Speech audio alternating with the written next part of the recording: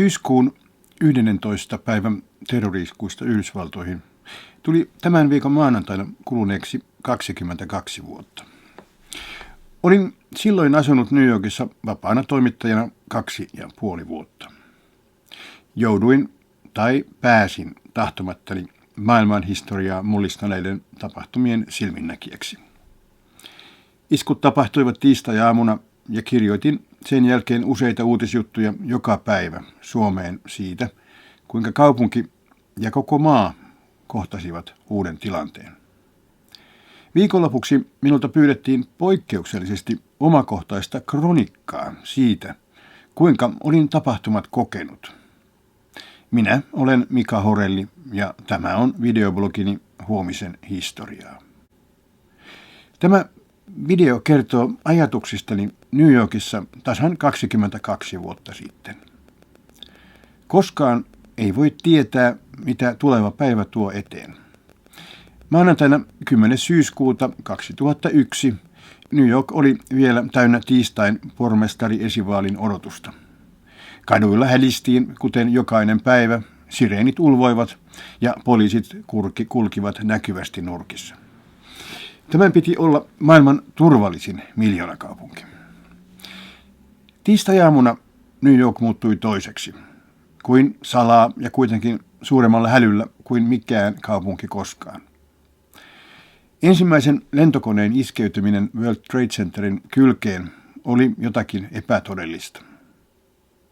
Kävelin Times Squarella matkalla aivan muualle, kun näyteikkunoiden televisiot alkoivat yhtäkkiä näyttää kuvaa savuvasta pohjoistornista.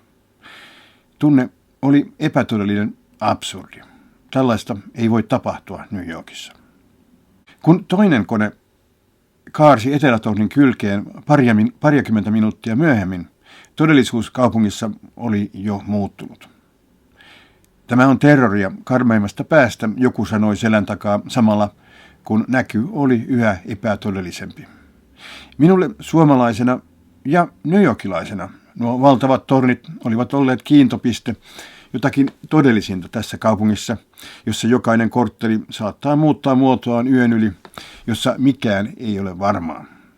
Kaksoistornien välissä oli yksi harvoja paikkoja New Yorkissa, jossa eurooppalainen saattoi tuntea jotakin eurooppalaista.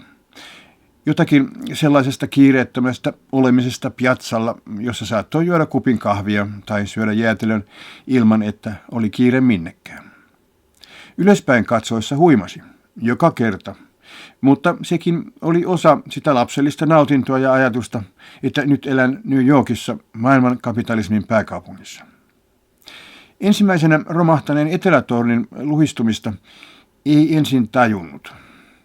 Pöly ja savu peittivät kaiken alleen, piilottivat sisäänsä katastrofin paikalla, joka kerran oli New Yorkin parhaiten hoidettu kortteli. Vasta televisiokommentaattorin silmin nähtävän järkytyksen myötä tajuntaan tuli se todellisuus, että kaupunki oli menettänyt jotakin aivan oleellista. Toisen tornin luhistuminen tuli sekin yllätyksenä ainakin minulle, joka olin jo ehtinyt ajatella, kuinka hullulta World Trade Center näyttää yksihampaisena. Turha kysyä rationaalisuuden perään sellaisina hetkinä. Minä, yhtä vähän kuin moni muukin, kykeni ajattelemaan selkeästi niinä minuutteina, jolloin World Trade Centerin etelätorni oli jo luhistunut, mutta pohjoistorni piti vielä puoliaan. Tunteja myöhemmin kaupunki oli täysin seisahtunut tragedian mykistämänä. Maanalaisen junat seisoivat asemilla ja liikenne silloilla oli katkaistu. Hudsonjoen alittavien tunnelien autoliikenne oli pysäytetty ja Brooklyn Bridge moikui autiutta. Vasta silloin alkoi kaupungin tajuntaan tunkeutua ajatus katastrofin kauheudesta. Se alkoi aineellisten vahinkojen hirvittelystä. New Yorkista oli kadonnut jotakin aivan oleellista, sellaista, mitä maailma oli tottunut näkemään kaupungin siluetissa lähes 30 vuoden ajan. Suru kadonneista ja kuolleista alkoi nousta vasta myöhemmin. Omaisille ehkä heti, mutta meille muille vasta keskiviikkona, torstaina. Tyhjennetyt sairaalat huomasivat odottavansa potilaita Ground Zerolta lähes turhaan. Ne, jotka ehtivät romahtaneesta torneista ulos, selvisivät yleensä fyysisesti ehjinä. Niistä, jotka eivät ehtineet, ei tullut potilaita. Ystävät Suomesta soittivat.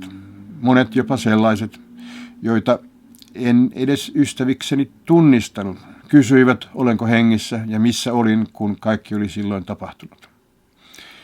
Solidaarisuus nosti päätään myös amerikkalaisissa. Kiireen, rahanteon ja itsekkyyden maailman pääkaupunki oli pysähtynyt. Kuin ihmeissään, järkyttyneenä ja kauhuissaan, mutta myös heränneenä. Tuntemattomat ihmiset puhuivat toisilleen kaduilla. Ja puhuivat tällä kertaa tosissaan. Kantoivat huolta ja alkoivat välittää. Small talk-löpinä loppui kuin seinään. Kenenkään mieleen ei tullut kysellä how are you hetkellä, jolloin vakiovastaukset olisivat olleet lähinnä irvokkaita. Vielä maanantaina kaupunkia repinyt pormestarivaalikampanja oli kuin hämärää historiaa. Amerikkalaiset löysivät toisensa yhteisen surun ja yhteisen vihollisen edessä. Torstai ja perjantai tarkoittivat kuolonuhrien laskua, kansallista surua ja juhlavia puheita. Tuhansiin katutolppiin ilmestyi liimattuja epätoivoisia paperiarkkeja kyselemässä kadonneiden perään. Manhattania peitti pöly ja savu, mutta uuden alun merkit olivat jo nähtävissä. Perjantai-iltana joku, jonka repusta sojotti Yhdysvaltain lippu, sanoi, että eivät amerikkalaiset tähän kaadu, mutta kompastuimme omaan hyväuskoisuuteemme, hän jatkoi ja meni menojaan.